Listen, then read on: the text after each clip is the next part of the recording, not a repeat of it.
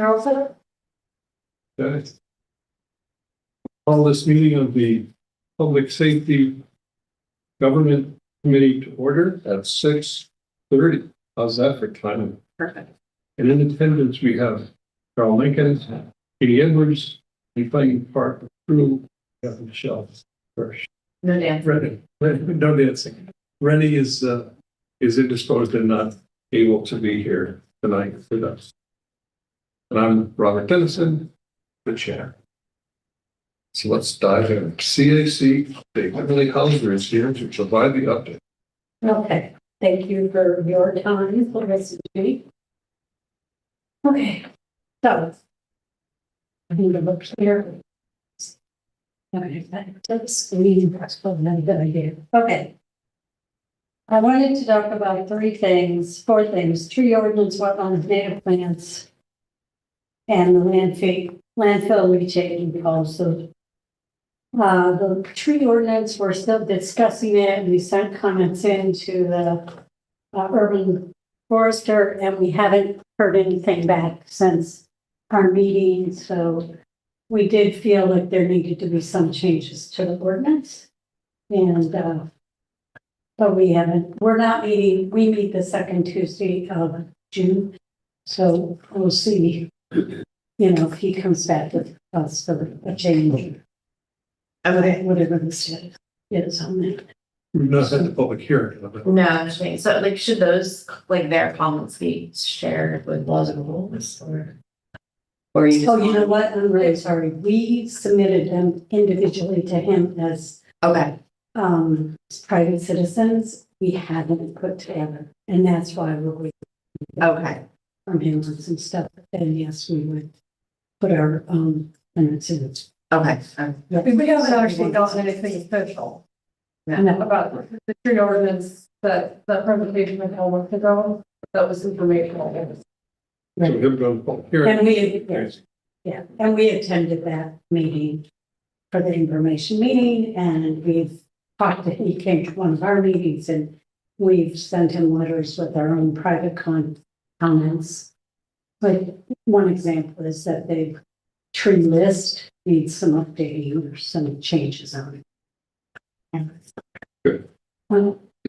Okay, I think I told you a while back that there's new changes in wetland regs, and those came about on January 1st. And because the city of Kingston is in an urban area, all wetlands are protected because they're unusual, basically, because they're in the city. They're in an urban area that's defined by the Census Bureau of what urban is.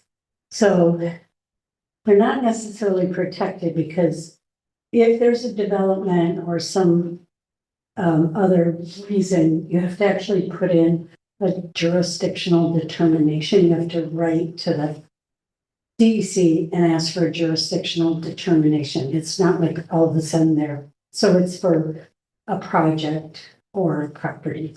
Who gets to make that request? But anyone can, and the property owner could, or the city could. So for instance, for the Parks Department, that they could put in for jurisdictional. And if there's no request made, if there's no request made. I don't feel really comfortable to explain all of this, but I will say that if you make a request and they have 90 days to respond, and if they don't respond, and then you send them a certified letter, and then they don't respond, then it's considered negative. In other words, they're not protected for fine. But if you don't follow up with the certified letter, then you can keep asking, I guess. Yes, ma'am. And this is separate from the secret process. Yeah, yes, in a way. No, they would still go through secret. Okay, okay, thank you. But if you just wanted to know, if the Parks Department wanted to know what was on their land, anyway, as a result of that, I had just quickly written a letter I don't know, a couple months ago to Parks Engineering. Planning to let them know about this, and planning came back to us and they asked us to just give a little paragraph that they can use as policy for their planning board, so so they're aware of it, they're taking action. And the regulator's DEC? Yeah. Yeah. So, Where's somewhere like that we can go to read about it? Like, is it on the DEC website? Or- yeah, I can send it to you. Okay, thank you. If you put in like new wetland regulations, it pretty Okay. much pops up. And they just came out with a fact sheet. Okay, Yeah, and there's been a lot of training. That was why, that's why I just kind of sent the letter out, because in February, there were a lot of trainings and I wanted to make sure that planning, if they wanted to attend the trainings, the trainings are all recorded, they're like a 2-hour, 1-hour talk. They're all recorded, so you can read them. Okay. And then native plants, we realize that there's a gap in the form-based code because it requires native plantings, but there's nowhere for anyone to go to. So we've developed, we have one woman who works for the Winnicke Land Trust and back in Red Hook, and she's developed just a list of all the resources. And then we can put it on our website and ask planning to point, or they can put it on their information. So we're almost ready to go with that. So, again, it's pretty much, it's not really colorful with lots of flowers or anything, but it, it has books and websites and lists and so on, so that there's somewhere to keep information. I want to remind you that the Ulster County EMC Environmental Management Council is hosting a NICEAD conference in October 24th. It is not in Kingston. It's at the Ukrainian in Crowns. Yeah. So, but anyway, it's in Ulster. And also the Bard College has had an air quality machine on top of the Andy Murphy Center for a long time, and they're expanding their equipment to other places, and they're calling it Just Air. And on June 26th, there will be something at the Andy Murphy Center to celebrate that. And I will, I think I'll see. Oh, I won't see you. Will I see you again? Anyway, I'll make sure you get that invitation. close. Okay. So when I was here in January, I had brought up this report that's about what's called in short term, the landfill leachate loophole, landfill leachate loophole, and the full report is the threat of landfill leachate to drinking water in the Hudson and Mohawk rivers. And that came out late December, and then it was updated a little bit in January. And it's a really long researched report with lots of, lots of GIS work and everything, and it lists all the, anyway, there's a couple, the key points of that, and then, so there's some key points, and then there's an ask, and the ask is to ask the DEC to actually update their regulations. And so that would be the ask tonight. So do you want me to tell you kind of the basics of the landfill leachate loophole again? I'm familiar with it. You're familiar Yeah. with it? I wouldn't mind a little from Okay. just Okay. issue. Like, All right, so there's 3 parts to this. There's landfills, there's wastewater treatment plants, and there's drinking water plants. So there's landfills, there's many landfills, like just in Ulster County, every town has a closed landfill. And then there's operating landfills. And when it rains, the water leaches through, like we talk about coffee grinds, and then that is either collected or not. And if it is collected, it's trucked to a wastewater treatment plant. And then because there's gaps in the regulation, they basically just accept it and they don't have to like really treat it. And then it goes into the rivers. And in this case, we're looking at the Mohawk and the Lower Hudson. And it is then taken up, the wastewater treatment plants then receive that water.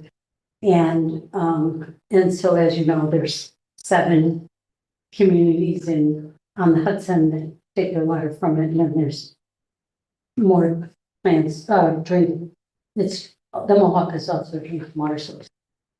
And basically, there's just not enough rules about what can be in the leachate and whether or not the wastewater, whether it has to be. Okay, first of all, if there's an operating landfill, they have to treat their leachate before they take it. I'm not going to say whether or not everything comes out, because there's some things that are really, really difficult to come out. But then there's older landfill leachate from closed landfills are also an issue. And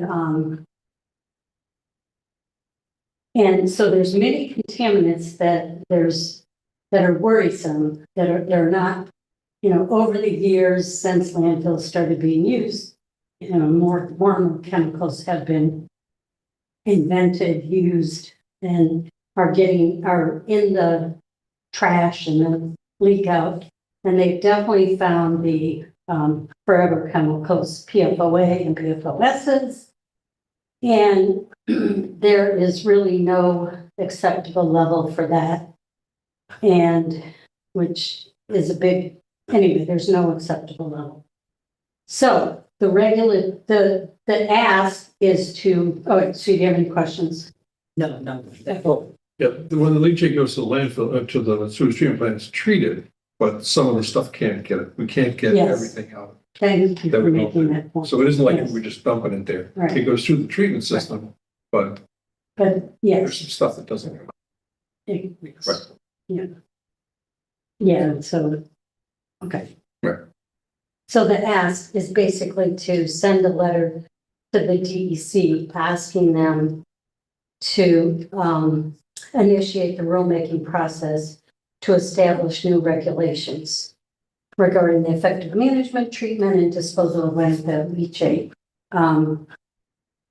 The DEC said they were going to do this in 2024, I believe. They said, oh, we really need to do something. They got some people together, but then they haven't taken action.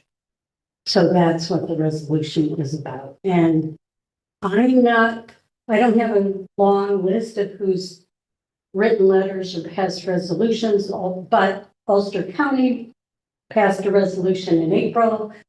Jen Metzger sent a letter, Mayor Noble sent a letter, and the Hudson 7, which has a different name, also sent a letter. So those are some examples right here. And so we're just asking you to consider sending a resolution, and I had drafted. Refer to you. Yeah, we can't do that at tonight's meeting. I know. We keep saying that. Oh, I'm sorry. Consider a resolution. Yes. Right, so I provided a draft resolution. I'm sorry for the language. Okay, so we just want to Good, have yeah. you Yes. do Right. whatever is the right process. You would, I'm assuming you have an email of that. I will, but Can you email me Yep. that for Friday at 11? yep. But I'm gonna Good. leave So one we copy. need a copy here, and we'll Yep. refer it to our president, who will deal with it.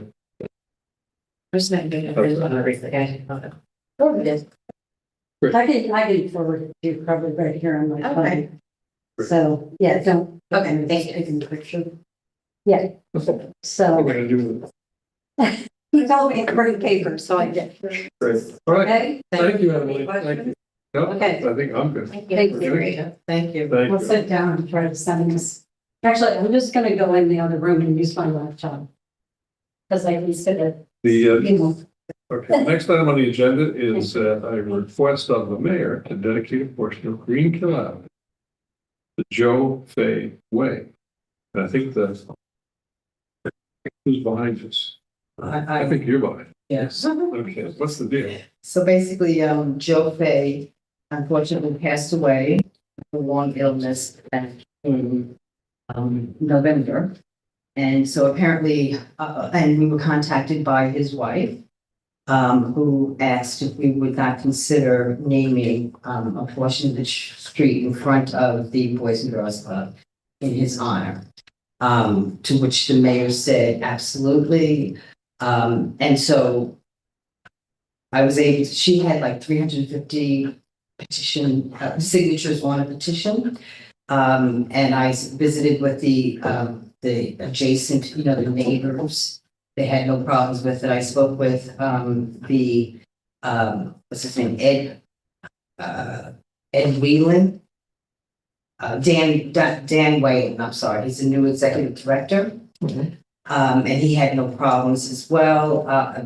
Anytime I mentioned the name of Joe Fay to anyone, there was an immediate smile on their face. He was obviously very beloved. I've asked Jeannie to assist me with putting together some sort of a ceremony around the commemorative naming of Joe Fay Way. Joe Fay Way will go between Iwo Jima and Clinton Avenue on Greenfield Avenue. So it will sort of flank the Boys and Girls Club. I should also mention that Joe Fay was the executive director of the Boys and Girls Club for 45 years. And there are many kids that are now grown men and women that, have fond memories of him. And the executive director said that he would assist us with getting in touch with some of them so that they could, make a little speech or just a remembrance of Joe Fay. So, in honor of his dedication to the community and the youth of the city of Kingston, we'd like to be able to do this, so we're asking for approval. Do we have a motion?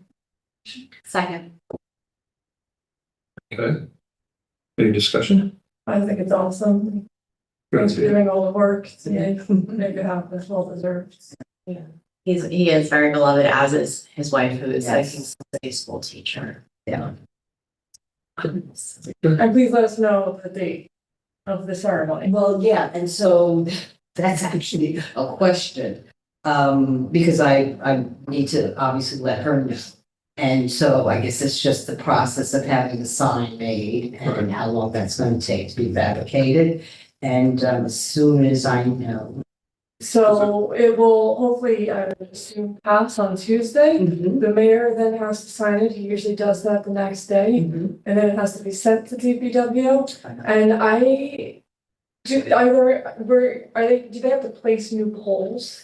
No, I think that it would be affixed to the existing. It's already in that section? Yeah. Okay, so they probably don't have to call dig safety if they're not putting in a new pole, they're just changing it, so it could be They're fairly adding to it. quickly, so it may be kind of too quick, so Yes. maybe talk to Ed and say, don't do this until, do you want it to be Right. kind of as close to the ceremony Yes, as possible? well, I kind of want it to be in July, August. I think August is fabulous because the kids are starting, they're really moving there and they're starting to get ready for school again. Right. All the mentors are getting in place at the club, Okay, Well, do you want to, but I have to confirm it with the wife. So you see. yeah, Up to you. and I don't think it should be a problem if we legislate it, and then there's a space between it, because nothing is going to That should be fine. happen. So yeah, we just be in contact with Ed. I can give him a heads up when I see him next. If you want to reach out to him just to make sure his department knows not to put it up. Not to put it up until, well, again. Because you'll get it next week, Right, and sometimes it just kind of goes quickly. Right, right, That's why I was right. thinking, should we specifically say in there for it not to go up, because sometimes Yes. ordinances don't, it doesn't always go, it doesn't go right for Right, that. right, right. Well, let me contact his wife.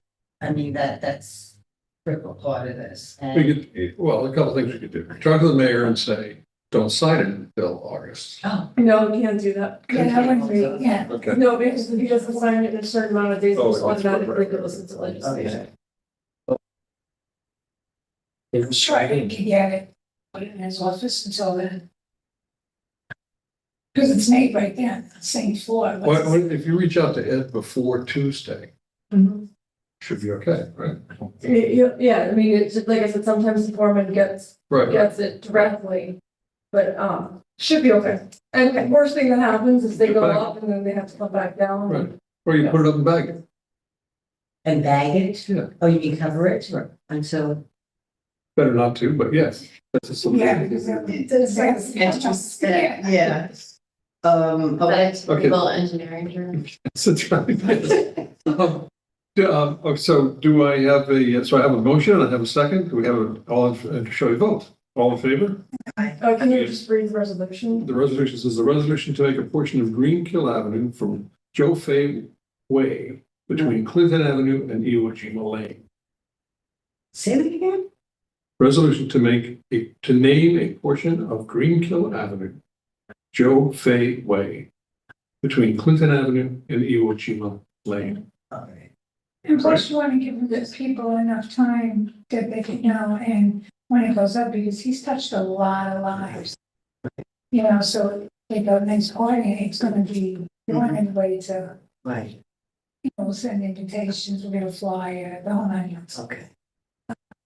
And Maybe Michelle, one a little bit. Nice. This first one, I work. okay, we good? Was John, he got a lot of things going on. Thing is that's the other thing, I may be in Spain then. Oh, no, then you have to be here. Gee, So they do it when you're here. do it when you, But I only been, right. Next item, okay. Mr. Schulteis is there, and he submitted a piece of legislation. My understanding of this piece of legislation is that it is to clean up our vehicle and traffic regulations so that our school speed limits are consistent with the manual of uniform traffic control devices. But John, what did I leave out? Yeah, thanks. Good evening.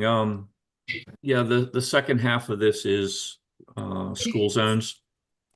Adding some where there currently aren't any.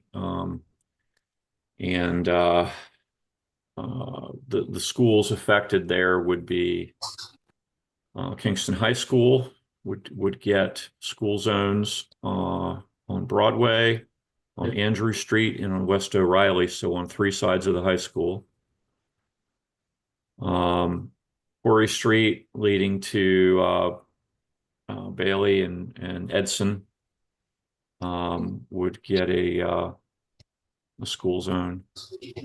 And then the remaining 3 streets relate to JFK Elementary, Delaware Avenue, Old Orchard Street, and Gross Street. So that's the second half. The first, like you said, Bob, are sort of cleanup items. The U-turns, Broadway at West Strand is something that the mayor had complaints about, where the street geometry and width really does not allow for U-turns, but people try it anyway. And the other, the Fairview at Howland, is just a sort of a minor intersection that never had always stop, but Alderman Pasty, I believe, has requested this after seeing some behavior there that suggests it needs more clarity, that drivers do in fact need to stop there. And look, I want to be clear, this is not the speed camera stuff. Speed camera stuff will happen later. That's correct. Okay. However, I will say this could be related in that where these, the speed camera ordinance allows us to place the cameras where school zones have been established. And for example, Kingston High School does not currently have legislated school speed zones. I have some awareness of the school speed camera effort. It is progressing through an RFP process.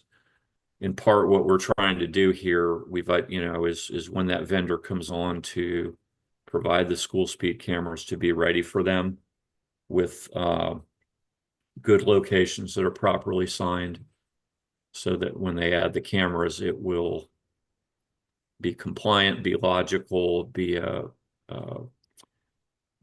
appropriate place for a reduced speed and for that camera enforcement that's likely coming. Yes, ma'am. I have one question and then one kind of future ask, John. Yeah. The U-turns, you're saying you're adding this? What do you actually mean by that? You're allowing? We're now allowing them or disallowing? The ads are new school speed zones being created. They're not currently in the code. No, the U-turns. Oh, it's a prohibition, add a prohibition. So schedule section 390-90 are U-turns prohibited. So you can't make a U-turn anymore when you go down Broad. Well, that sucks. You'll have to go a little farther. Well, yeah, I What- think, What is why? well, I think the mayor has seen, aware that this is in conflict with a parking space, and that it's either vehicles are unable to make the maneuver safely, or they are at risk of potentially hitting a parked car if they try to make a U-turn at that location. That's what I've heard. Or do Oh, a broken U-turn.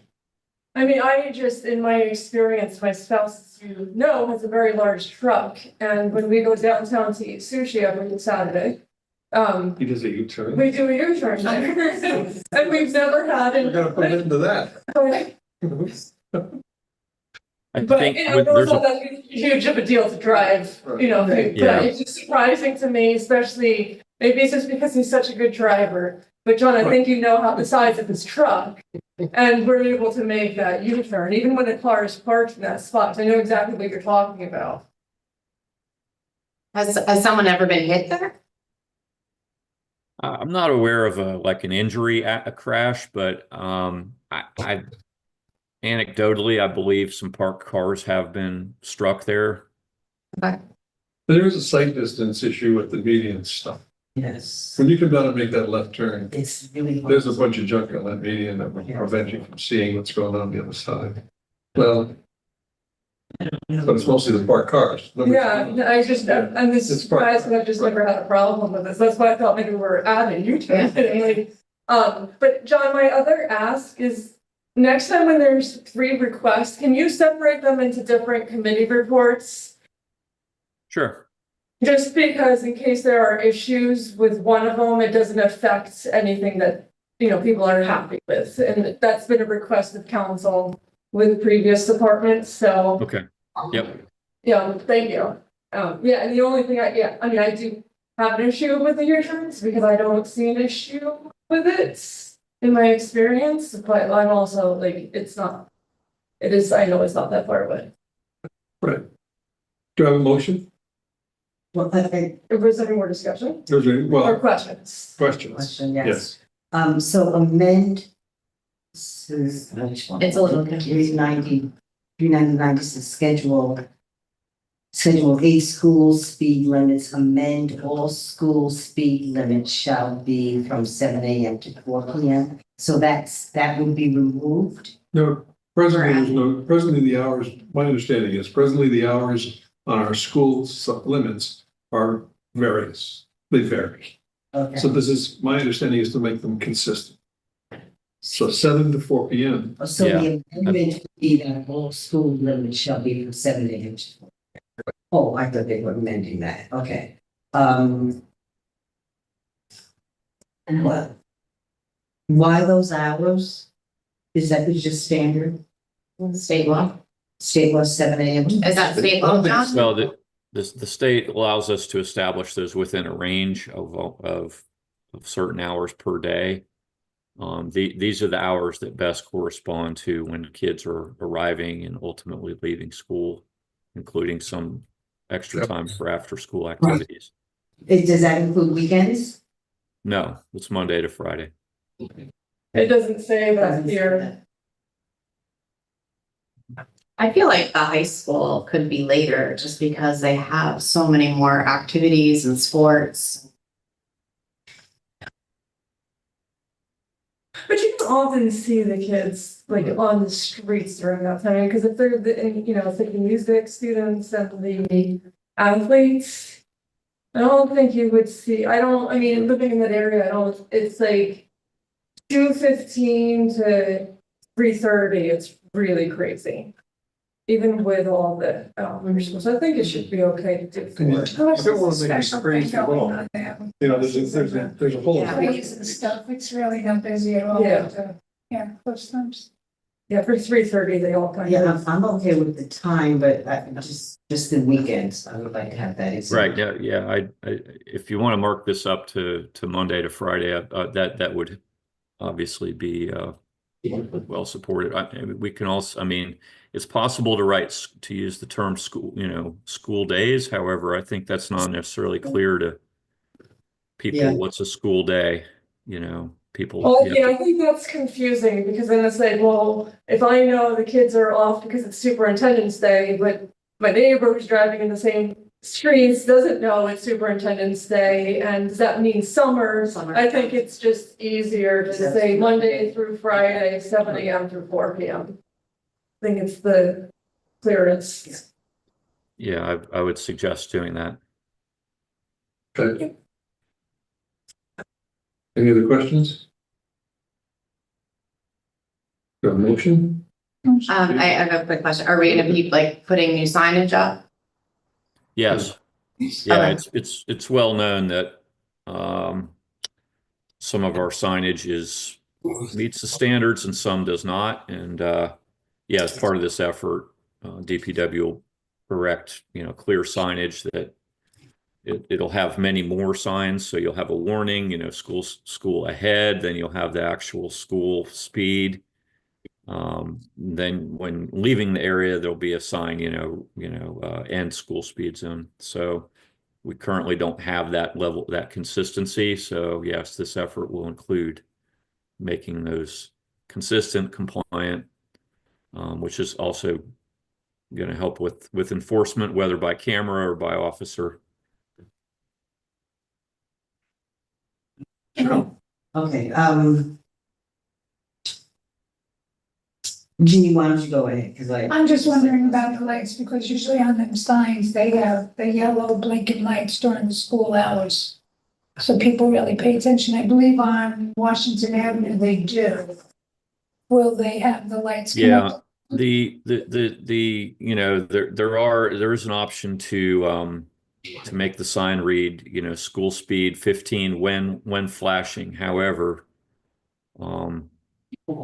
and we do have at least one of those on Washington Avenue. Going forward, I suggest those flashing lights have proved maintenance intensive. They require a power source. They require a time clock that has to be reset. I suggest going with not when flashing, but during the fixed hours, 7 to 4, Monday to Friday. My experience is that the flashing lights can be problematic. Yeah, I mean, for a very special case, maybe, but as a general rule, I agree with John. I think he's right. They're not worth I it. just know on Washington Avenue, Yeah. it's caught me a couple of, you start rolling there, and then you see them lights, at school. That's, yeah, I'm fine with it. Sure. and then, just one other question is maybe tangential, but, what about like sign proliferation? Is there any guidance on how many signs on a street? Because I mean, So many you- signs.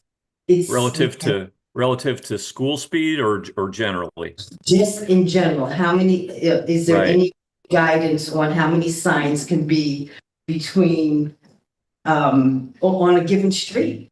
For speed limit or other types? Speed limit for parking, for, don't make a U-turn, for Corner. corner, Well- don't from here to the corner. It's crazy the amount of attention a driver has to give to the number of signs on Yeah. streets. So I'm asking, is there any guidance?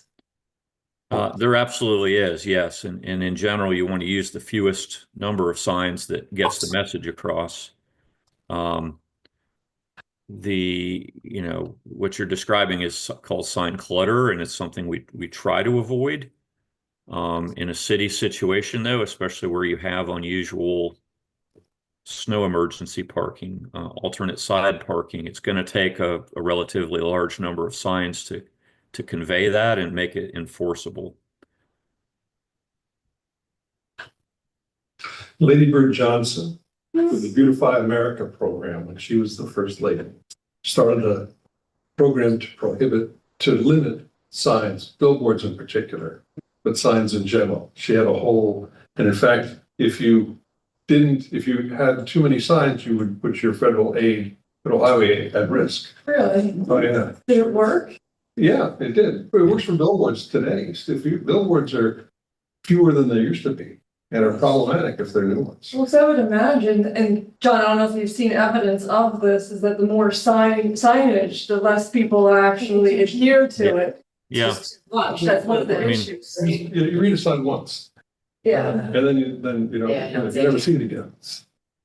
Well, that's one of the reasons I know that the council is often asking me to add stop signs at certain locations, and we try to avoid doing that where it's not warranted, and that's the reason is if you put up stop signs that people intuitively see, why am I stopping here? There's no conflicting traffic, or very rarely.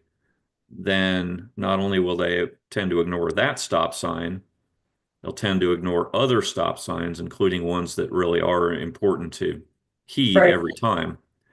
So, yeah, less is more for sure.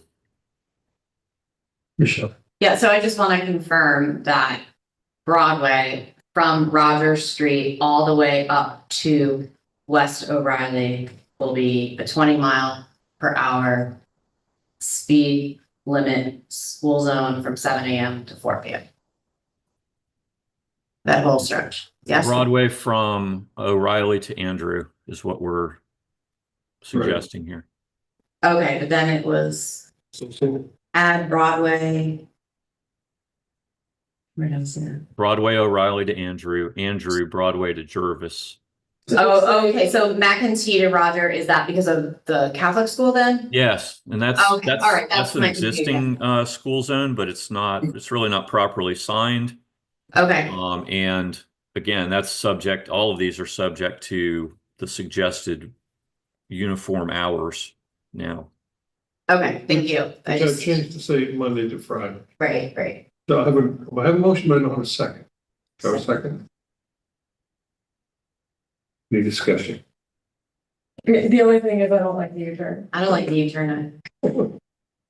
My. I don't think people are going to obey it. I will, I promise. Actually, I don't really drive, so. But I do obey the laws.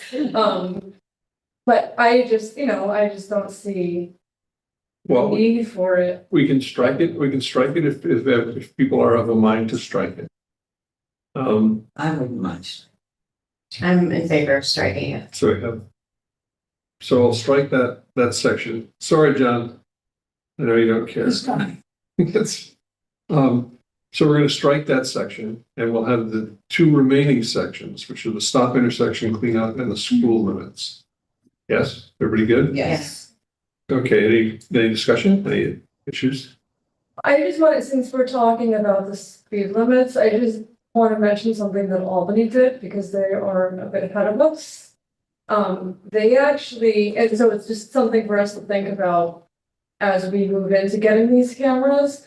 They did a few things. First of all, they had like the big signs ahead of it.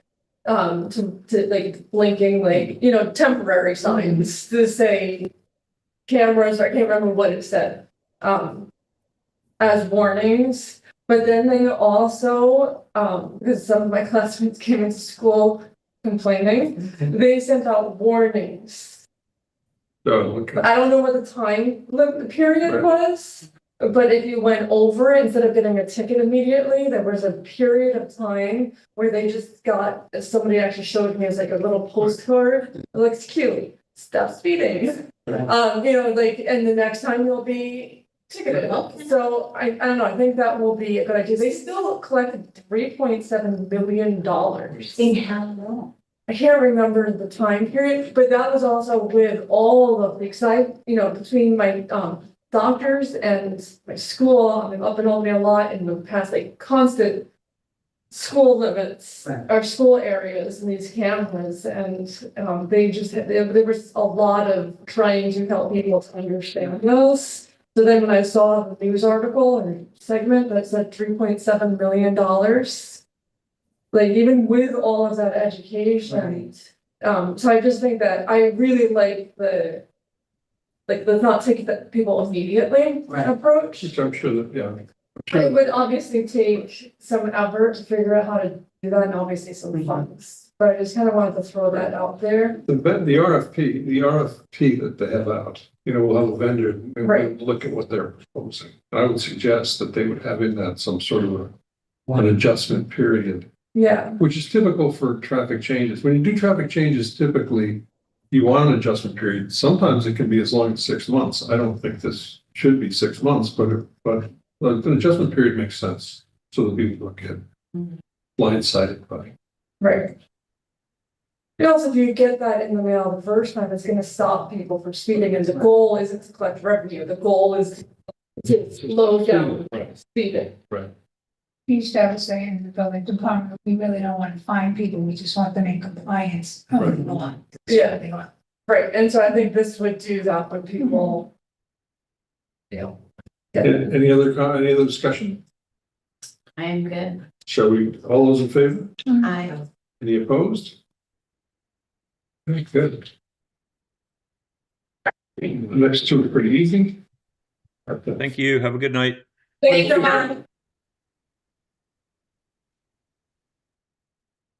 We have two requests for handicap parking signs. One is at 96 Orange Street. Owen. How do you pronounce it? Owen. Hey, Joe. Yeah, that's all right.